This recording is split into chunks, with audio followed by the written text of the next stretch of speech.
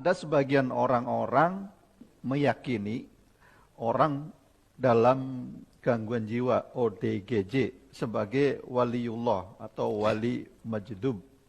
Nah, sikap orang-orang tersebut apakah termasuk perbuatan syirik ya Ustaz? Jazakumullahu khair. Baik.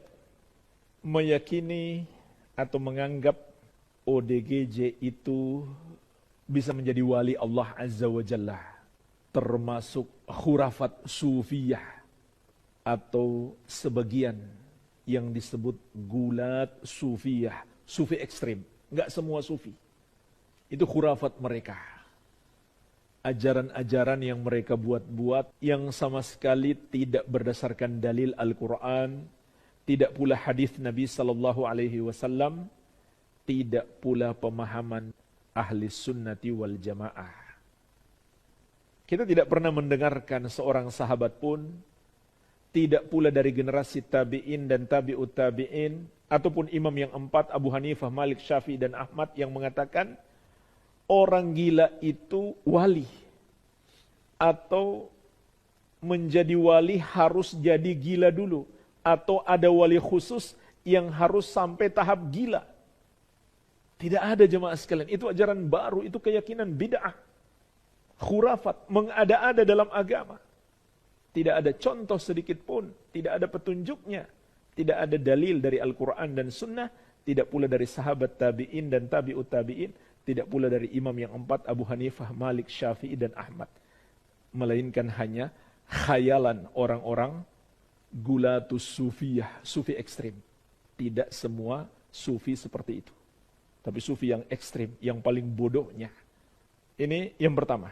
Itu termasuk keyakinan yang bid'ah di dalam agama.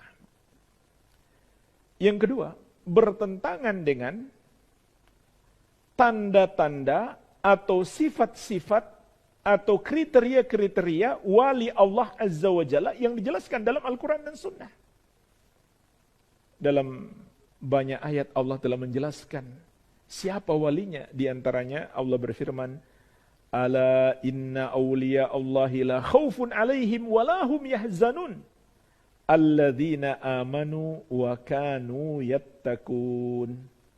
Ketahuilah, wali-wali Allah itu mereka tidak merasa takut dan tidak bersedih hati. Maksudnya, menjelang kematian mereka Allah hilangkan rasa takut mereka, berganti keamanan, yaitu aman dari azab Allah.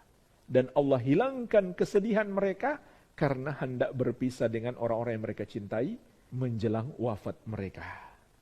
Kemudian Allah jelaskan, siapa wali-wali Allah itu? Alladzina amanu wa kanu yattaqun. Mereka adalah orang-orang yang beriman dan bertakwa.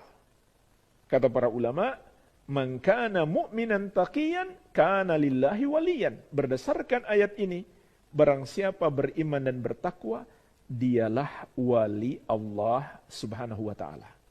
Sementara orang gila jamaah sekalian bukan orang yang dibebankan syariat. Sehingga dia tidak melakukan amalan apapun. Dia lakukan amalan apapun tidak dicatat sebagai pahala baginya. Rufi al-qalam an thalathatin. Pena itu diangkat dari 3 golongan. Di antaranya anil majnun, dari seorang yang gila, hatta yakil, sampai dia berakal. Jadi dia melakukan amal apapun tidak dicatat.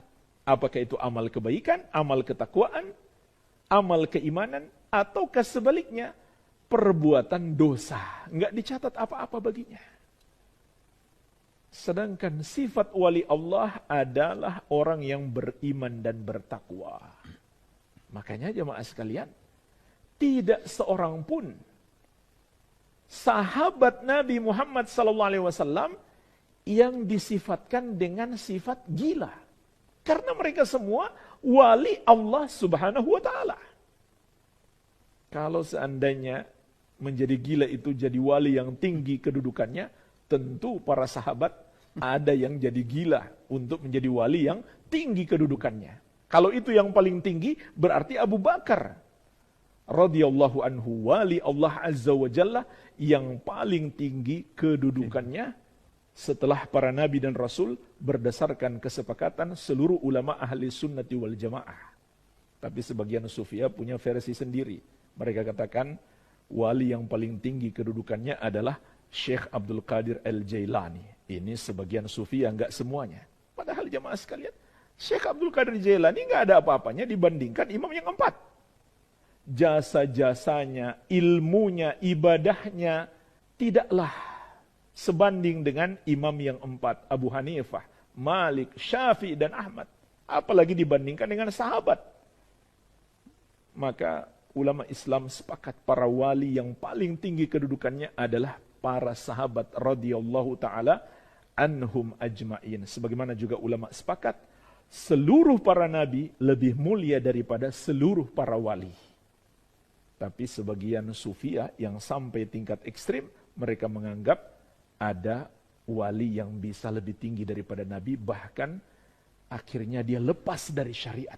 Maka ketahuilah ulama Islam, ulama ahli sunnati wal jamaah juga sepakat itu termasuk kekufuran. Kenapa kufur? Karena sama saja dia mengatakan Nabi SAW tidak diutus kepada wali tersebut. Karena wali itu sudah lepas dari syariat Nabi Muhammad SAW. Padahal Allah menegaskan, Qul ya ayyuhan nasu inni rasulullahi ilaikum jami'an. Katakan wahai manusia, sesungguhnya aku adalah utusan Allah untuk kalian semuanya. Kemudian jemaah sekalian, yang ketiga, ini juga terjadi dalam dunia sufi. Atau lebih tepatnya sebagian sufiyah.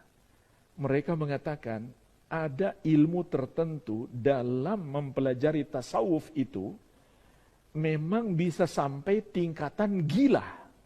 Itu tingkatan tinggi. Makanya jadi wali. Maka ini adalah ajaran yang sangat aneh.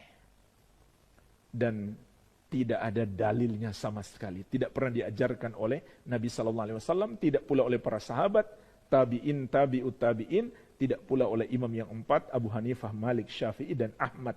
Nabi SAW telah mengingatkan kita, Iyyakum wa muhdatsatil umur. Jauhilah oleh kalian perkara-perkara baru dalam agama. Fa inna kulla muhdatsatin bid'ah. Karena setiap yang baru itu adalah bid'ah. Wa kulla bid'atin dhalalah, dan setiap bid'ah itu sesat. Dan memang faktanya ada orang yang belajar ilmu tertentu hasilnya jadi gila. Tapi tidak mungkin kalau yang dia pelajari itu sebagai sebuah kebenaran. Enggak mungkin. Pasti yang dia pelajari adalah kesesatan sehingga dia jadi gila. Kalau yang dia pelajari adalah kebenaran, yaitu ilmu yang sahih, Al-Quran dan Sunnah sesuai pemahaman ahli sunnati wal jamaah, akidah yang sahihah, yang bersih dari kesyirikan dan kekufuran, tidak mungkin mengantarkan dia atau menyebabkan dia menjadi gila. Enggak mungkin, mustahil. Buktinya, para ulama Islam, ulama ahli sunnati wal jamaah, semakin mendalam ilmunya, semakin cerdas, semakin pintar, bukan malah jadi gila. Jadi enggak mungkin itu ilmu yang sahih kalau menyebabkan orang yang mempelajarinya menjadi gila. Wallahu ta'ala a'lam.